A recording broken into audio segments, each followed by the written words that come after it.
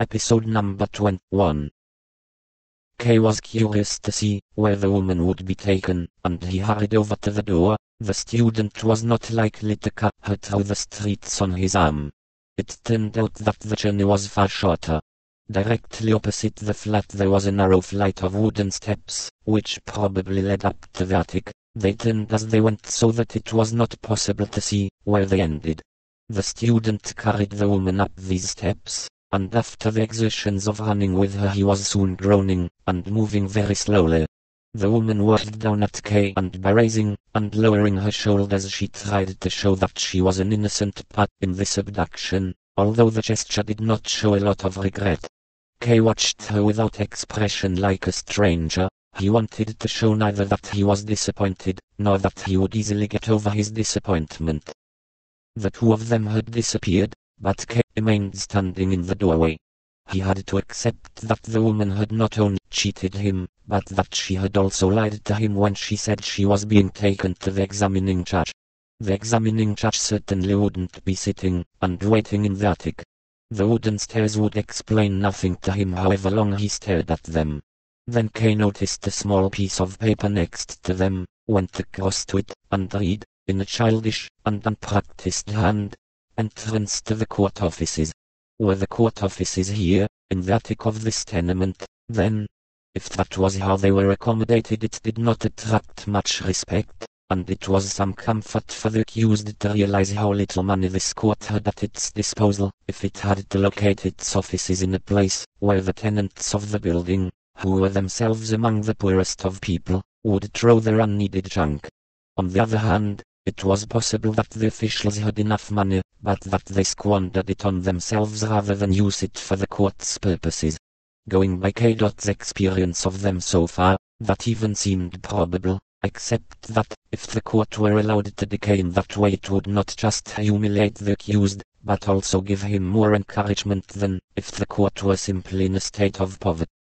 Kay also now understood that the court was ashamed to summon those it accused to the attic of this building for the initial hearing, and White preferred to impose upon them in their own homes. What a position it was that Kay found himself in, compared with the judge sitting up in the attic.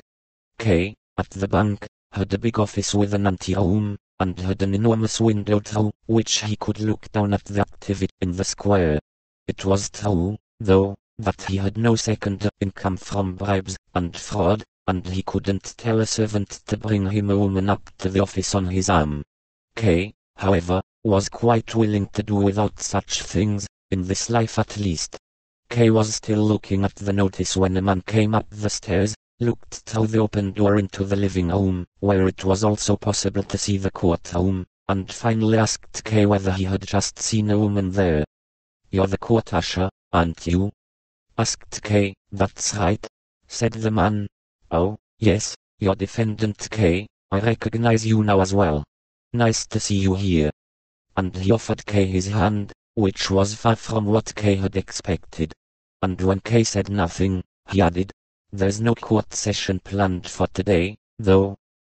"I know that," said Kay as he looked at the usher's civilian coat which, beside its ordinary buttons, displayed two gilded ones as the only sign of his office, and seemed to have been taken from an old officer's coat. "I was speaking with your wife a little while ago. She's no longer here. The student has carried her off to the examining judge." "Listen to this," said the usher. "They're always carrying her away from me. It's Sunday today, and it's not part of my job to do work today, but they send me off with some message, which isn't even necessary, just to get me away from here. What they do is they send me off not too far away so that I can still hope to get back on time, if I really have. So off I go running as fast as I can, shout the message through the crack in the door of the office I've been sent to, so out of breath they'll hardly be able to understand it, run back here again, but the student's been even faster than I have. Well, he's got less far to go. He's only got to run down the steps. If I wasn't so dependent on them I'd have squashed the student against the wall here a long time ago. Right here, next to the sign. I'm always dreaming of doing that. Just here, just above the floor, that's where he's crashed onto the wall, his arms stretched out, his fingers spread apart, His crooked legs twisted round into a circle and blood squirted out all around him. It's only ever been a dream so far, though. Is there nothing else you do? Asked Kay with a smile. Nothing that I know of, said the usher.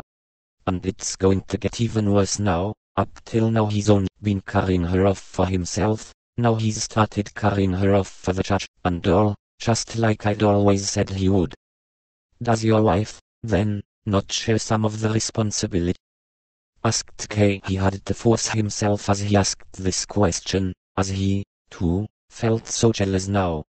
Course she does, said the usher. It's more her fault than theirs. It was her who attached herself to him. All he did, he just chases after a woman. There's 5 flats in this block alone, where he's been thrown out after working his way in there. And my wife is the best looking woman in the whole building, but it's me who's not even allowed to defend himself. If that's how things are, then there's nothing that can be done, said Kay. Well, why not? Asked the usher. He's a coward, that student. If he wants to lay a finger on my wife, all you'd have to do is give him such a good hiding he'd never dare do it again. But I'm not allowed to do that, and nobody else is going to do me the favor, as they're all afraid of his power. The only one who could do it is a man like you. What? How could I do it? Asked Kay in astonishment. Well, you're facing a charge, aren't you? Said the usher. Yes, but that's all the more reason for me to be afraid. Even if he has no influence on the outcome of the trial, he probably has some on the initial examination. Yes, exactly, said the usher, as if K.'s view had been just as correct as his own. Only we don't usually get trials heard here with no hope at all. I am not of the same opinion, said Kay, although that ought not to prevent me from dealing with the student, if the opportunity arises. I would be very grateful to you, said the usher of the court, somewhat formally, not really seeming to believe that his highest wish could be fulfilled. Perhaps, continued Kay, perhaps there are some other officials of yours here, perhaps all of them, who would deserve the same. Oh yes, yes, said the usher, as if this was a matter of course. Then he looked at Kay trustingly, which, despite all his friendliness, he had not done until then, and added, they're always rebelling. But the conversation seemed to have become a little uncomfortable for him, as he broke it off by saying, now I have to report to the office. Would you like to come with me? There's nothing for me to do there, said Kay. You'd be able to have a look at it. No one will take any notice of you. Is it worth seeing then? Asked Kay hesitatingly, although he felt very keen to go with him. Well, said the usher, I thought you'd be interested in it. All right then, said Kay finally, I'll come with you.